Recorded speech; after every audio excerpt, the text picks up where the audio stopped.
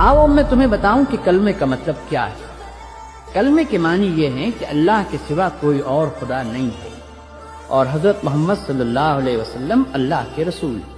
अब जो तुमने ला इलाहा इल्लल्लाह कहा तो उसके मानी ये हुए कि अव्वल तो तुमने ये इकरार किया कि ये दुनिया न तो बेखुदा के बनी है और न ऐसा ही है कि इसके बहुत से खुदा, बल्कि दरअसल इसका खुदा है और वो खुदा एक ही है और इस एक जात के सिवा खुदाई किसी की नहीं है।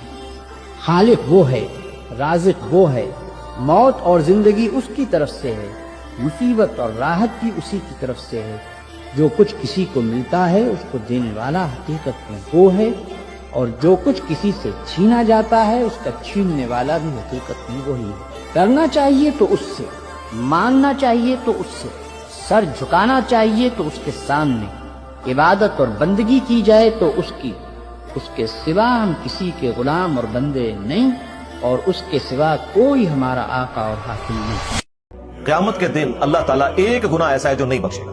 दुनिया में अगर कोई तौबा करने बख्श देगा और वो है शिर्क। इसके सिवा जितने गुनाह है जिसके लिए चाहेगा माफ कर देगा। मुस्लिम शरीफ में हदीस है, अगर मेरा बंदा जमीन और आसमान गुनाहों के भर के लिया है और उसने मुझसे शिर्क ना किया हुआ तो मैं उससे मगफिरत के साथ मुलाकात करूंगा। शिर्क is the most sensitive issue in the sight of God. ये कायनात की पैदाइश का मकसद क्या है? तौहीद। अंबिया दुनिया में क्या करने आए हैं? अपना तारुफ करवाने आए हैं क्या? अल्लाह का।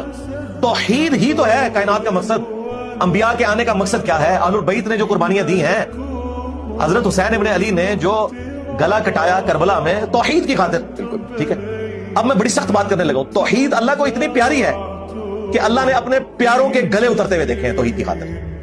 तौहीद अल्लाह को इतनी प्यारी है कि अल्लाह ने अपने महबूब सल्लल्लाहु अलैहि वसल्लम को पत्थर लगते हुए देखे हैं कि खून से आपकी जूतियां खून से भर गई। जो अपने महबूब को भी पत्थर खाता हुआ देख ले तो इसका मतलब है वो काज कोई बहुत बड़ी है, वो तौहीद की काज। अब मुझे बताएं मैं सेंसिटिव क्यों ना हूं? मेरे नबी की दुनिया में आने की सबसे बड़ी जो उनका मोटिव था, मिशन था, तौहीद को फैलाना। इन लोगों का हाल ये है, जब इन्हें रफुल यदैन की आप हदीसें बताते हैं तो ये कहते हैं नहीं, उम्मत का तवातुर जो है तर्क रफुल यदैन के ऊपर है। फिर हम ये कहते हैं कि उम्मत का जो तवातुर आप बयान कर रहे हैं वो तो काफरों की औलाद है। उम्मत इंडिया पाकिस्तान बांग्लादेश की सहाबा की औलादें तो मक्का मदीना में है, वो तो रफुल यदैन कर रही है।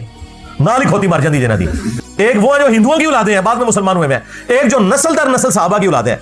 पूरे 1400 साल में कभी ऐसा नहीं हुआ कि मक्का मदीना की सरजमीन कभी किसी काफर के कब्जे में गई हो। कोई एक जगह खलोवो यार, तुहानू मजहब छड्डने आते तुसीं जांदे किधरे हो रो क्यों नहीं? हुण कित्थे गया तुहाडा तवातुर? पूछो मौलवियां नूं कित्थे लिखे है। ये निकले हुए सुप्रीम कोर्ट में केस लड़ने के लिए कादियानियों के खिलाफ। तुम हर टाइम कोई होश नहीं।